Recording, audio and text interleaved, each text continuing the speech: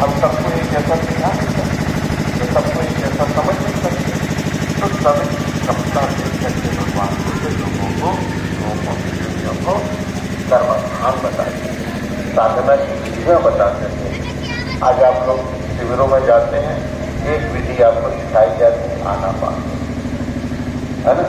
उसके बाद 3 दिन के बाद, तीसरे दिन के बाद जो है आपको विपස්සना दे दी जाती है। अब उस विपස්සना में भी क्या दे दिया जाता है? संवेदना देती है। अब हम लोग संवेदनाओं के ही उलझे रह जाते हैं। अरे यहाँ संवेदना अनुभव हो रही, यहाँ तो हो नहीं रही है, यहाँ तो बड़ा दर्द हो रहा है, यहाँ नहीं हो रहा, इसी में हम खाली है ना।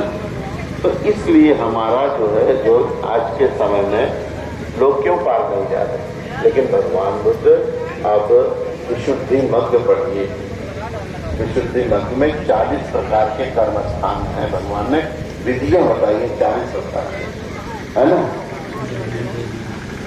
पढ़े लिखे को भी, अनपढ़ को, इतना जब आप त्रिपिटक पढ़ोगे तो आप पता चलेगा आपको कि श्रावस्ती में एक इतने भिक्षु रहते थे, 10,000 भिक्षु रहते थे। तो उसी में एक चुल्ल भिक्षु, चुल्ल छोटे भिक्षु, चुल्ल का मतलब छोटा होता है, समझा कि नहीं। महा का मतलब बड़ा होता है। तो चुल्ल छोटे भिक्षु थे, हालांकि वो बूढ़े हो गए थे, लेकिन बेचारे अनपढ़ थे, अज्ञानी थे, नहीं जानते थे।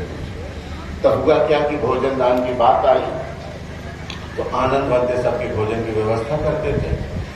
तो ये था कि यहाँ 4 जाएंगे, वहाँ 10 जाएंगे, वहाँ 5 जाएंगे, वहाँ 50 जाएंगे, यहाँ भगवान के साथ इतने जाएंगे। तो उनको हर बार मतलब किसी क्या भेजे नहीं जाता, है ना। अकेले तो कतई रह जाते थे, तो उनको नहीं भेजा गया, उस दिन भी नहीं भेजा गया। भगवान बुद्ध उस दिन गए तो नहीं थे।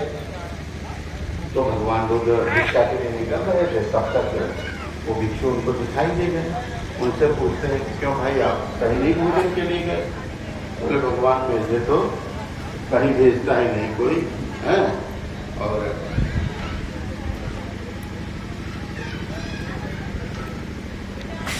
तो उनके भाई में थे, बड़े भाई, वो विद्वान थे, वही उसको जाने नहीं कहीं देते थे। कहते थे इसको कुछ नहीं आता, इसको मत चिपने दीजिए, रोके थे। तो खैर भगवान ने देखा, चित्र से देखा कि आदमी जितना इसको समझा जा रहा है इतना ज्ञानी नहीं है। तो उसे कहते हैं ये कपड़ा लो और ये पत्थर की शिला है, इसी पे तुम इसको रगड़ो। और उसको पाली में कहते हैं रजो हरनन, रजो हरनन, रजो हरनन, रजो हरनन उसको बता देते हैं तुम ये घिसते रहो। तो वो देखता है कि पत्थर के रगड़ने से कपड़े का रंग छूट रहा है, कपड़े का रंग छूट रहा है, रंग छूट रहा है तो इसका सूत जो है निकल रहा है, सूत निकल रहा है तो ये धीरे धीरे घिस के नष्ट हुआ जा रहा है, समझा कि नहीं। तो ऐसे ही ये शरीर है, ये संसार है। पहले हम जन्मे थे तो ऐसे नहीं, अब हम ऐसे हैं। तो ये क्या हो रहा है? परिवर्तित हो रहा है ना। तो ये नश्वरता उसको उसमें दिखी, उसने देखा, उसमें जब रगड़ते रगड़ते रगड़ते रगड़ते ना वो खत्म हो गया। अब भगवान उसके देख रहे हैं कि इसकी ये नश्वरता को ये देख रहा है और नश्वरता को देख रहा है और अपनी काया पे इसको उतार रहा है ना। कि ऐसे ही काया है, ऐसे इस पे रंग रोगन चढ़ा है, ऐसे ही सारी चीजें, ऐसे ये नष्ट हो रही है और घिस रही है, रोज मर रही है, रोज खत्म हो रही है और एक दिन खत्म हो जाएगी। तो अनित्य बोध को वो जान गया और उसको अरहत की प्राप्ति हो गई। भगवान बुद्ध उधर पहुंचे हैं भोजन के लिए, तो उस उपासक से कहते हैं कि उपासक बिहार में एक बंदे और हैं, उनको ले आओ। तो उपासक भेजता है किसी को, वो बंदे को, चुल्ल को बुलाया जाता है, लेकिन इतनी ही देर में वो अरहत हो गए। अब सोचिए कि बुद्ध का तेज, बुद्ध का ज्ञान, बुद्ध की कृपा करुणा क्या है ना। कि जो व्यक्ति भोजन दान में भिक्षु न बुलाए, जो तिरस्कृत हो, अपने ही संग में तिरस्कृत हो, किंतु बुद्ध ने उसको अरहत बना दिया, है ना। रजो वर्णन करने से मात्र। तो ये एक गुरु का वो हर के अपने शिष्य को वो कैसे कहां से कहां पहुंचा सकता है ना। तो ये साधना की विधि थी। आज हम उसको कह देते कि तुम आनापान करो, सांस पे ध्यान दो, तो सांस जिंदगी भर सांस पे ध्यान देता कभी नहीं हो पाता। ऐसे ही एक सोनार बना था, बड़े सोने का अच्छा कारोबारी था, वो भिक्षु बन गया, लेकिन अब उसका चित्त फंसा था क्या नाम से रूप में, मतलब अच्छी चीजों में। तो अब वो साधना करने बैठे, लेकिन साधना ही न कर पाए, उसका ध्यान ही न लगे। तो देखा भगवान ने कि इसके चित्त में मामला क्या है, इसका क्यों नहीं कर पा रहा है, क्यों नहीं हो पा रहा। तो बोले अच्छा। तो उसको एक दिन भगवान ने एक गुलाब का फूल दिया और कहा तुम इसको देखो, ध्यान, आंख मत बंद करो, इसको देखते रहो, इसकी गति को समझो। अब वो ध्यान में तेरा मैं आंख बंद करके ध्यान ही नहीं कर पाता, तो कहे तुम आंख खोल के ध्यान करो। अब उस गुलाब को सामने रख करके वो देख रहा, सुबह हो गई, शाम हो गई, रात बीत गई, अगला दिन हो गया, और वो गुलाब की नश्वरता, वो धीरे धीरे पहले कितना सुंदर था, फिर वो मुरझाने लगा दोपहर तक, शाम होते होते एकदम से वो काला पड़ने लगा, है ना। अगले दिन तक देखता है तो वो एकदम सूख गया, है ना, एकदम सूख गया।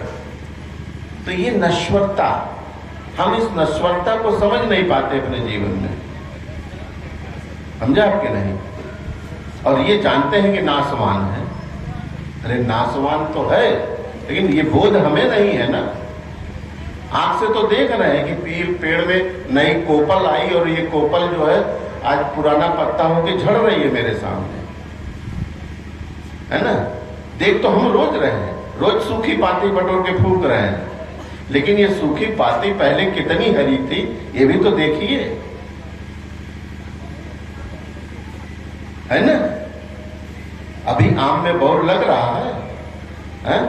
बौर से शुरू हो रहा है, सरसों के दाने के जैसा है, सरसों के दाने से धीरे धीरे वो मटर के दाने जैसा होगा, मटर के दाने से जो धीरे धीरे वो टिकोरा दिखाई देने लगेगा, फिर दिखाई देगा तो वो जो है और बड़ा होगा, है तो हमारे चटनी अचार के लिए होगा, दाल में डालने के लिए होगा, खटाई अमचूर बनाने के लिए होगा, और अंत में पक के खाने लायक होगा, पाल डालने लायक होगा।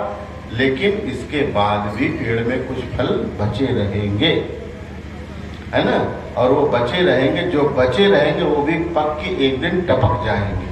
ये 4 ही महीने में तो हो जाएगा, 3 महीने में सब खेला, है ना। तो ये 3 महीने का खेला है, लेकिन हमें नहीं समझ में आता, हम रोज देखते हैं, हर साल देखते हैं। तो ऐसे ही मनुष्य का है बच्चा, है ना, पेट में आता है, जिस दिन से आता है उसी दिन से मृत्यु पीछा करती है। जैसे बौर जो है खराब होता है, 1 महीने का भी होके होता है, 2 महीने, 4 महीने, 6 महीने पैदा हो करके, है ना, या फिर साल, 2 साल, 3 साल, 10 साल, 50 साल, 100 साल, कितनी आयु है भाई, है ना।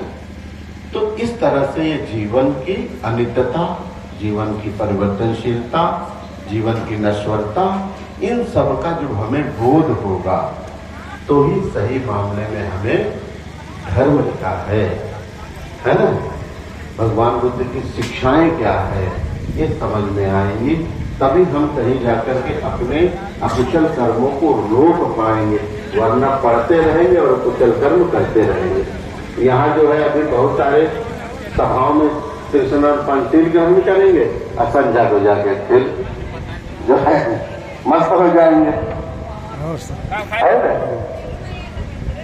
है? और फिर मंच मिल जाएगा, अगले दिन फिर दहाड़ के बोलेंगे, है?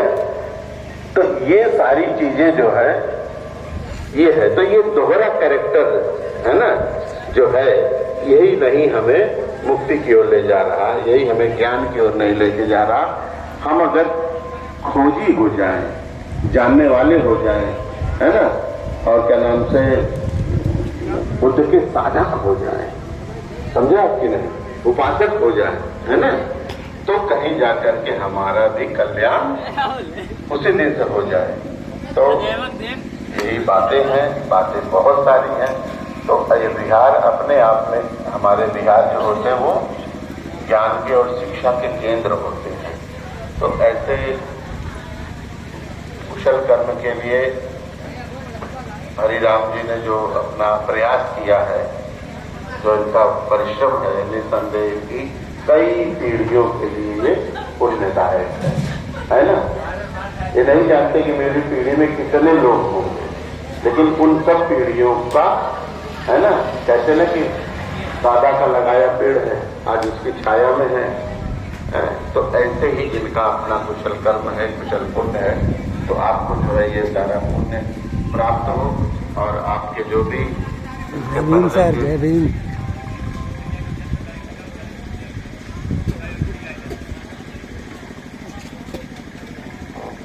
ये पुण्य प्राप्त करना आपके लिए निसंदेह सुगति का मार्ग होगा। और आप का परिवार समाज के लिए, लोगों के लिए प्रेरणा का, आस्था का, विश्वास का केंद्र हो। और आपका यश फैले, फैले। आपको जो भी जन्म दिए हुए माता पिता हैं, आपके इस पुण्य के भागी बने।